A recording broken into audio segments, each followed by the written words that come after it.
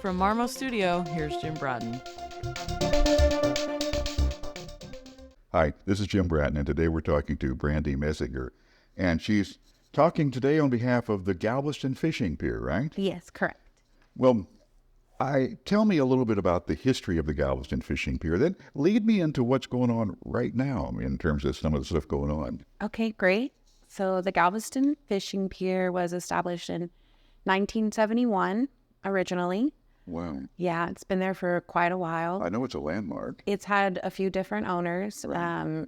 Jimmy has owned the pier since 2009, I believe.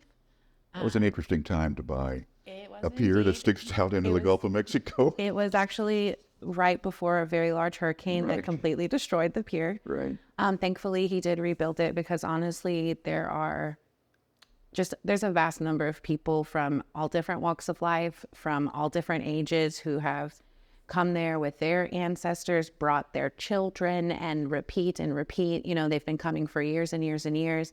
Some people come there specifically in certain times of year to get their target fish to fill their freezers up, you know. I mean, it's quite an institution. It is. And a practical thing as well, evidently. You say they're going to jam up their freezers with whatever they catch.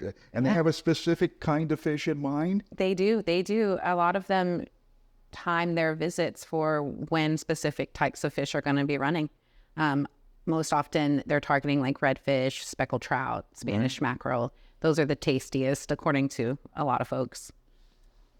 Now, so you've been there for a long time. I have. And the pier has been there forever. Mm-hmm.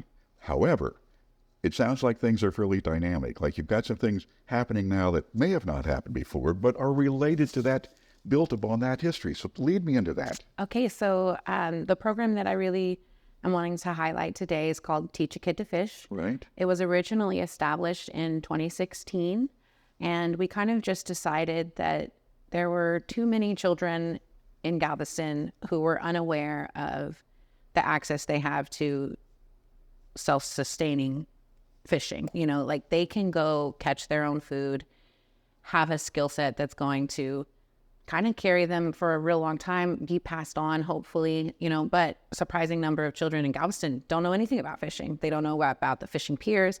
They don't spend a lot of time considering it even.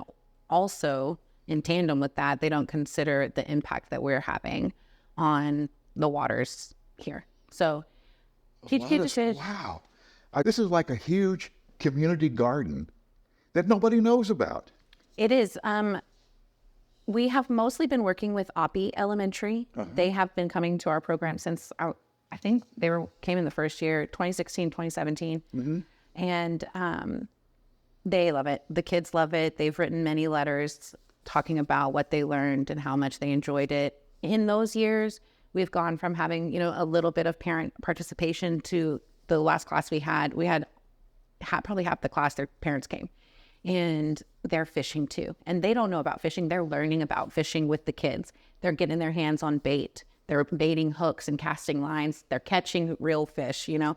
They are ecstatic when they're out there. The parents and the children, honestly, because again, a surprising number of people are unaware of fishing. They just have no concept of it.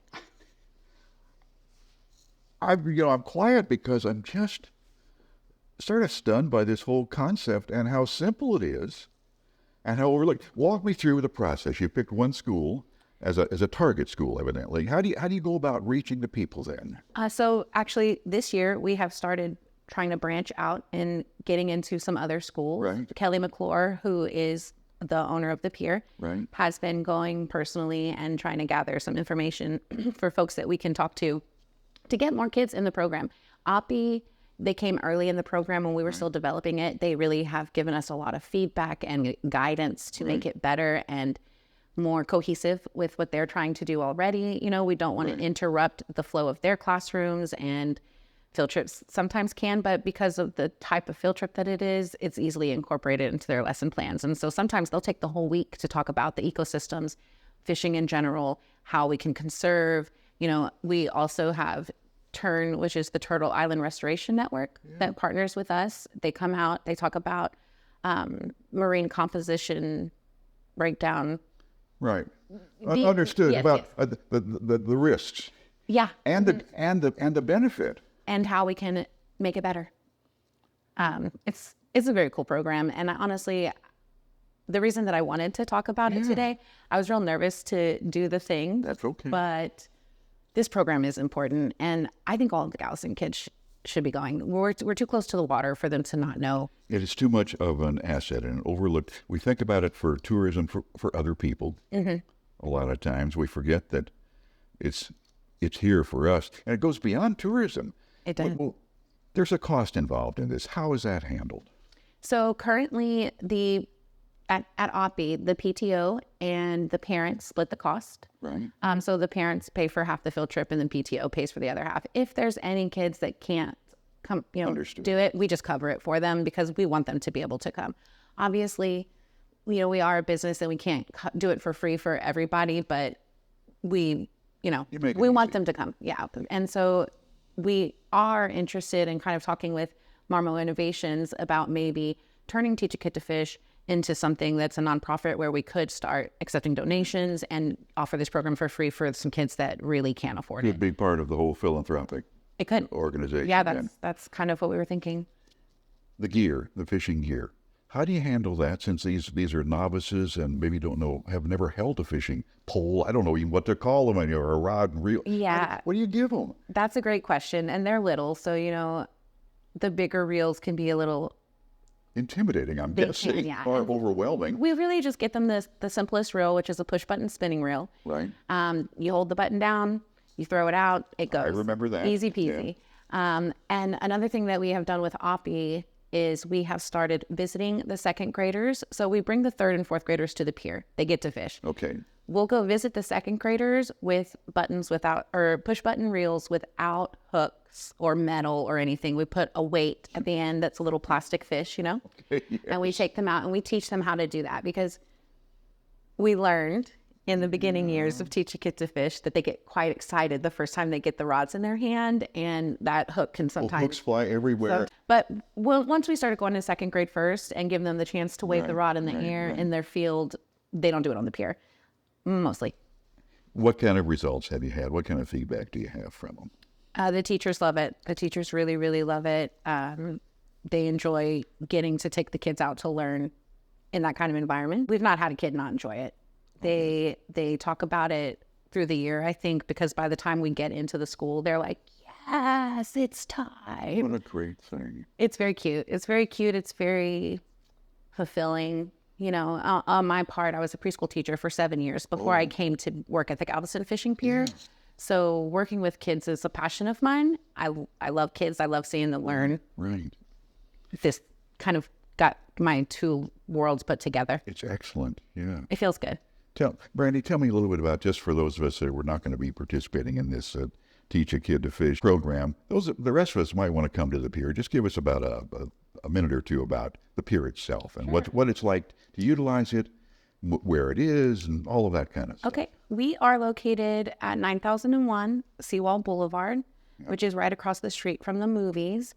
Right. Surprisingly, a lot of folks actually have driven past us and seem to not know, that the pier is there. Right. There's Jimmy's on the Pier, which is our restaurant located directly upstairs. Great views, beautiful bar.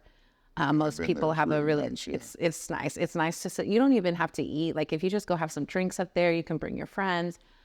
The food is really good. I wouldn't go and not eat because, the food's good. But the views, everybody talks about the views. And so if you want to fish on the fishing pier, there is a charge. It is a private fishing pier. It's $15 for the day. Okay. And you can come and go as you please. During the spring and summer and early fall, we are open 24 hours. Wow. In the wintertime, we do close at night because it's too cold for anybody nobody wants to go fishing then. But once spring comes, the sun starts coming out, the water temperature starts rising. We go 24 hours as soon as we can because, people like to fish at night. You let the parameters decide that for you. Then. We do. It's hard to predict what the fish are going to do. And we have also noticed, and especially I've been there for 15 years. So in that time, the seasons of the fish and when they come has been changing. Well, like used to be You would start seeing redfish come in early September. It's getting later in the year now when the redfish are coming in. Same with speckled trout. They're not coming at the same time that they used to. Let me get one more statistic that I've always wondered about. How far into the water does the pier go? 1,100 feet. Wow. And that's not including the T-head. That's from the seawall to the end. That's a long ways. It is. What's the water depth out there? Do you know what the water It depth? varies, and it has changed. I wouldn't want to give an answer because I wouldn't even know right now.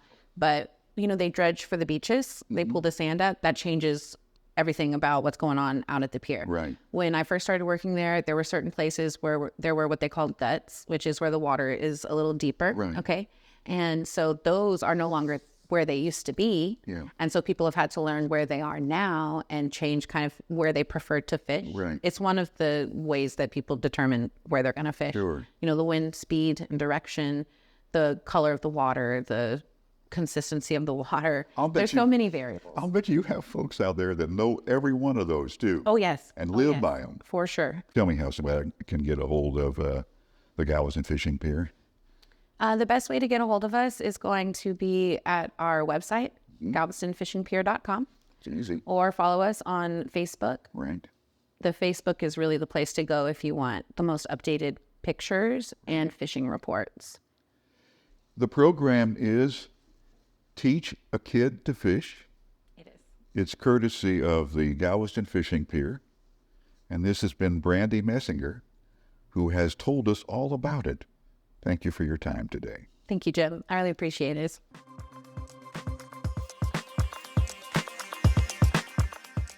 From Marmo Studio, you've been listening to Jim Bratton. This is Sierra Sakol.